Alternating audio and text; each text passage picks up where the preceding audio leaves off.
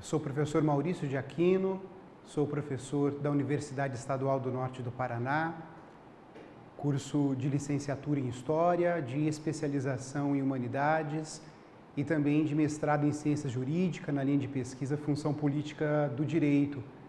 E tenho formação na área de História, graduação em História pela Faculdade Estadual de Filosofia, Ciências e Letras de Jacarezinho, a atual Universidade Estadual do Norte do Paraná, e doutorado em História pela Universidade Estadual Paulista Júlio de Mesquita Filho, Unesp, campus de Assis. Fui professor de História no ensino fundamental e médio, na educação básica, entre os anos de 2002 e 2010. Fui também coordenador institucional do PDE Paraná, o Programa de Desenvolvimento Educacional do Estado do Paraná, para a formação continuada de professores da educação básica, e também coordenador institucional da UEMP, do PARFOR, o Plano Nacional de Formação de Professores da Educação Básica. E venho hoje aqui conversar com vocês a respeito de direitos humanos. Direitos humanos, direitos são termos, expressões que têm diferentes significados dependendo do contexto em que esses termos, essas expressões são empregados. Nós podemos considerar de uma maneira bastante sintética, uma definição operatória, que direitos humanos são como o conjunto de princípios, de normas, de leis, de disposições e convicções que legitimam, que garantem, que protegem, que efetiva a dignidade inerente a toda e qualquer pessoa humana. Direitos humanos são esse conjunto de direitos que visa justamente proteger a dignidade humana em todas as suas formas, em todas as suas dimensões. Ao longo da história, direitos humanos foram apresentados apenas de uma maneira parcial, como direitos individuais ou como direitos sociais, como direitos políticos, mas não estendidos a toda e qualquer pessoa humana. Muitos dos direitos que hoje nós chamamos de direitos humanos eram privilégios de um grupo social, de uma determinada classe social, e foi só a partir do século XIX, realmente, com revoluções políticas e também com profundas mudanças humanistas em termos filosóficos, que começou a se desenvolver aquilo que nós hoje consideramos como direitos humanos, no sentido de direitos que devem ser contemplados por todas as pessoas e que devem justamente legitimar, garantir, proteger e efetivar o direito de toda e qualquer pessoa humana. Um filósofo francês chamado Alain Soupiot, em seu livro Homo Juridicus, ele aborda essa questão dos direitos humanos. Aborda os direitos humanos como um produto histórico. Justamente como disse, foi só muito recentemente, a partir do século XIX, que começou a se desenvolver essa noção mais ampla de direitos humanos, de direitos para todos os humanos, de direitos para todas as pessoas humanas. E o título do livro do Alain Soupiot, Homo Juridicus, é bastante significativo, porque remete justamente a duas dimensões principais de reflexão a respeito dos direitos humanos. De um lado, uma dimensão antropológica, uma dimensão também moral, é o homo, justamente aquela dimensão de reflexão que nos faz remeter à dignidade inerente a toda e qualquer pessoa humana. É essa dimensão que nos faz entender o direito como um elemento ético, ou direito na sua forma ética, na sua forma moral, na sua forma antropológica. O homo juridicus, e essa dimensão jurídica do homem, essa dimensão que é justamente a que se remete a normas, a leis, a regulamentos, também é fundamental quando nós discutimos direitos humanos. Afinal, são estas normas, são essas leis, esses regulamentos que estabelecem garantias formais para a proteção e a efetivação dos direitos humanos. Com isso, nós podemos pensar direitos humanos nessas duas dimensões, uma dimensão antropológica e em uma dimensão jurídica. Na dimensão antropológica, o direito assume essa forma ética, essa forma moral, diz respeito justamente à condição humana e a como devemos reconhecer essa condição humana em toda e qualquer pessoa humana.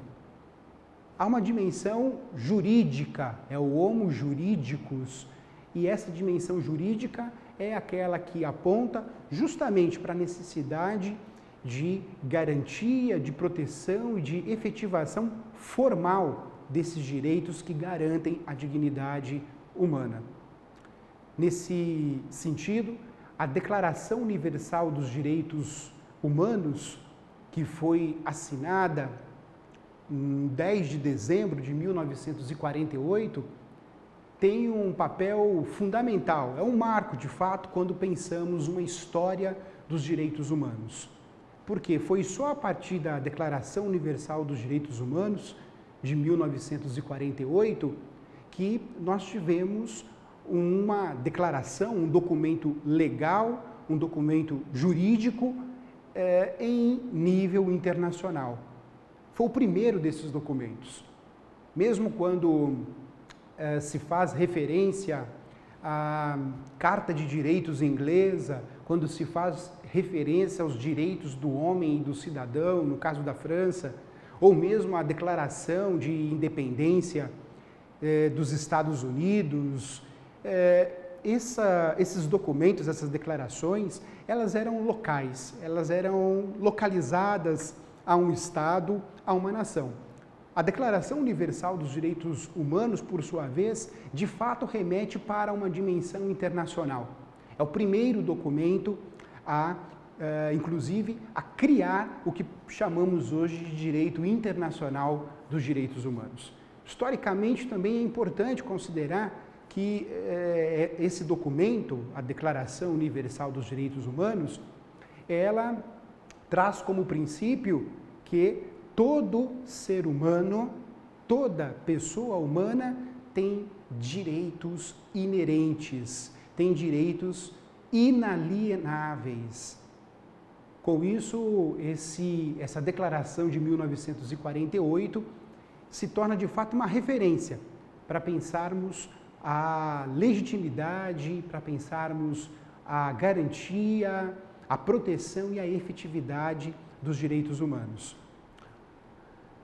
Já com 70 anos dessa declaração, podemos considerar que, se por um lado a Declaração Universal dos Direitos Humanos ela levou quase 30 anos para ser concretizada, efetivada, uma vez que só a partir de 1976 é que pactos mais específicos e detalhados passaram a colocar em prática aquelas determinações da Declaração Universal dos Direitos Humanos. O fato é que, mesmo entre aquele período de 1948 e 1976, a Declaração Universal dos Direitos Humanos, ela criou e desencadeou vários processos de reivindicação de direitos humanos.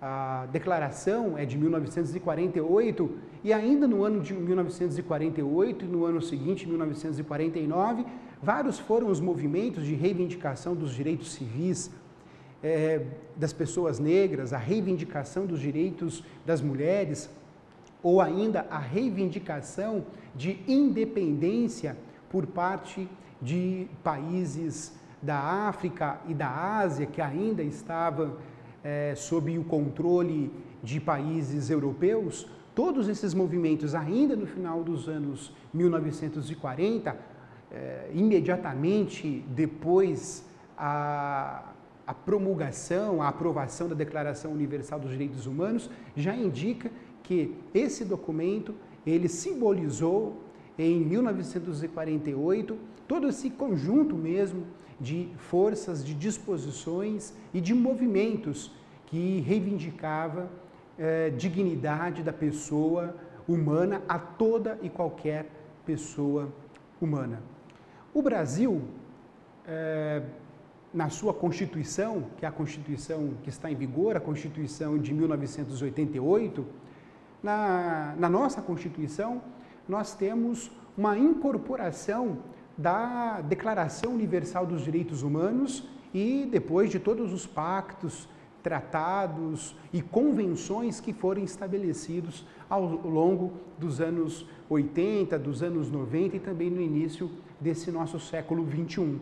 Nós podemos observar nos artigos 1º, 4º e 5º da nossa Constituição justamente essa presença explícita da noção de direitos humanos. Se estabelece, inclusive, que quando o Brasil for signatário, quando ele assinar um pacto de direitos humanos, um pacto internacional de direitos humanos, esse pacto assinado, passando pelo Congresso Nacional, sendo aprovado pelo Congresso Nacional, ele terá peso de uma emenda constitucional. Quer dizer, ele vai ser inserido, integrado diretamente à nossa Constituição da República Federativa do Brasil. Isso é muito importante. É um dispositivo legal que garante justamente a participação do Brasil e a garantia para brasileiros e brasileiras dos direitos humanos, de tudo aquilo que pode, uma vez mais, legitimar, garantir, proteger e efetivar os direitos humanos.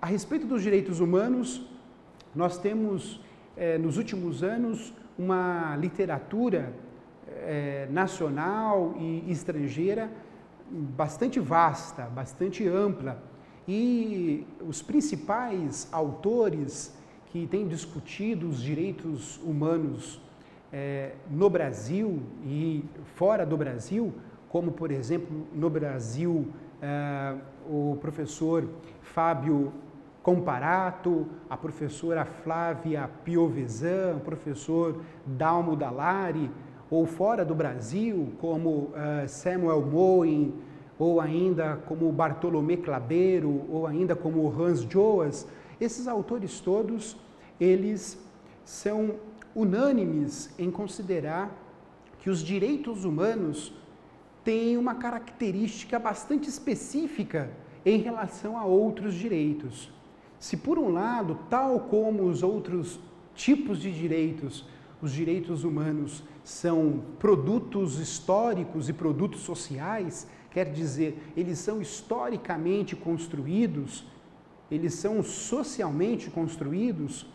Por outro lado, os direitos humanos, para a sua legitimidade, garantia, proteção, efetivação, ela envolve não apenas os textos legais, envolve também disposição e convicção pessoais. É preciso, segundo esses autores, também cultivar como direito humano uma empatia em relação a outra pessoa. É justamente aquilo que podemos chamar de alteridade. Direitos humanos, na sua dimensão antropológica, envolvem alteridade, envolve respeito para com o outro, valorização do outro, de suas singularidades, de suas especificidades, que no final das contas apontam para a grande diversidade humana, mas de toda a humanidade. É preciso, então, ao tratarmos de direitos humanos, considerarmos que não se trata apenas de leis ou de normas, não estão formulados apenas em textos legais, jurídicos, mas direitos humanos envolvem convicção e disposição.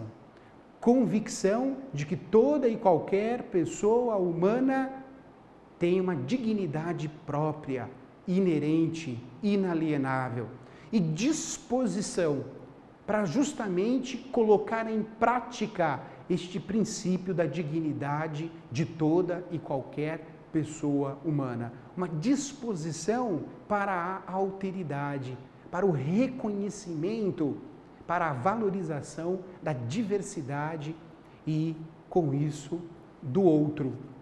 Esses autores também são unânimes em considerar que direitos humanos dependem também desse esforço de um exercício crítico da realidade.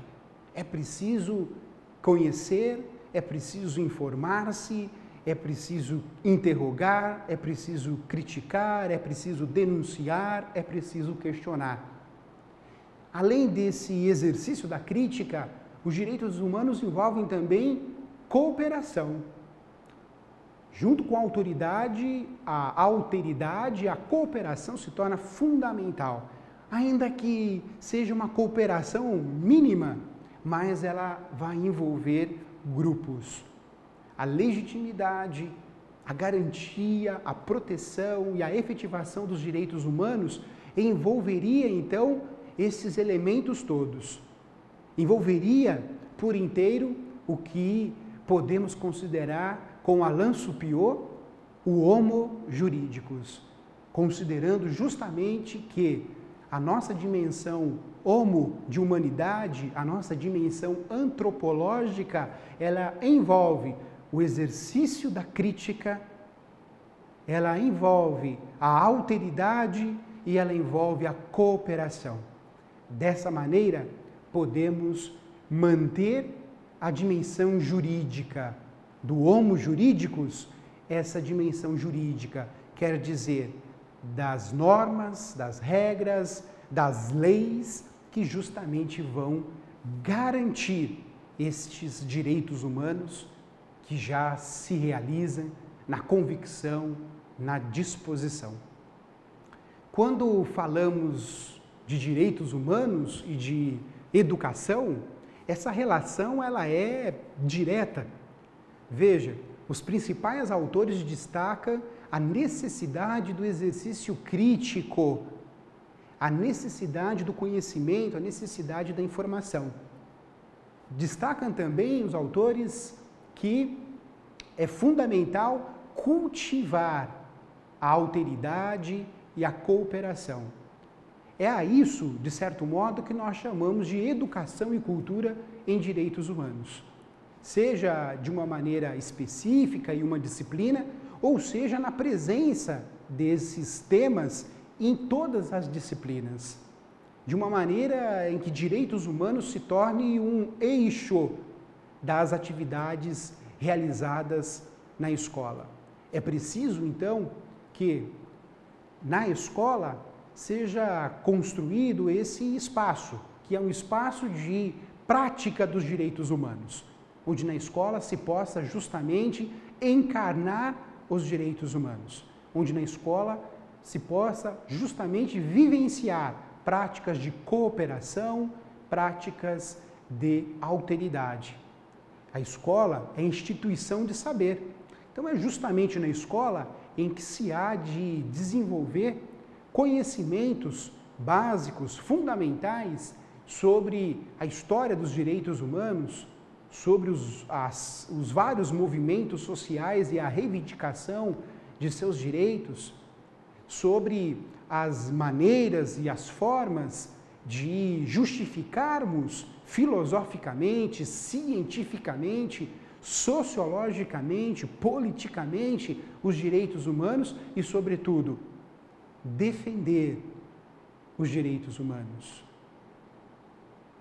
Buscar, então, essas informações de modo que se possa educar para os direitos humanos e, ao mesmo tempo, oferecer elementos e ferramentas teórico-práticas que favoreçam com que professoras, professores, alunas, alunos tenham condições de identificar no cotidiano da escola e da sociedade aquelas práticas que são contrárias, que violam os direitos humanos e, com isso, denunciar. E, além da denúncia, que possa professoras, professores, alunas e alunos realizar os direitos humanos no cotidiano da escola, a partir da escola, encarnando, por isso, os direitos humanos. Podemos, ao final, indicar aqui alguns livros que podem ser úteis para vocês que pretendem continuar essa reflexão a respeito dos direitos humanos. Um livro do professor Dalmo Dallari, Direitos Humanos e Cidadania. Também o livro da professora Flávia Piovesan, sobre o direito internacional dos direitos humanos. Também um livro da professora Lynn Hunt, A Invenção dos Direitos Humanos, sobre a história dos direitos humanos. E, além destes livros, há muitos filmes e documentários que também nos ajudam a continuar essa reflexão. Há filmes clássicos como, por exemplo, A Lista de Schindler, ou ainda Amistad, mais recentemente 12 anos de escravidão, que justamente trata Amistad e 12 anos de escravidão, da questão da escravidão. São filmes dos Estados Unidos, mostrando essa realidade da escravidão nos Estados Unidos. E no caso da Lista de Schindler, ou ainda do filme O Pianista, esse indicativo da violação dos direitos humanos, principalmente em relação aos judeus, e que resultou no genocídio, no Holocausto, durante a Segunda Guerra Mundial. Importante também na escola trabalhar a questão da alteridade. Então, há muitos filmes que nos ajudam a pensar esta questão da alteridade. Eu indicaria aqui o filme A Corrente do Bem, ainda o filme Os Intocáveis, A Culpa é das Estrelas e um filme mais recente, Extraordinário. Estes filmes nos ajudam a cultivar esta relação de respeito, de valorização do outro, da sua diversidade. Nos ajuda, então, a cultivar a alteridade e também a cooperação. Agradeço a vocês que acompanharam este vídeo e faço votos de que continuem com as suas reflexões e com suas práticas na escola, sempre tendo em mente a importância dos direitos humanos. Um abraço.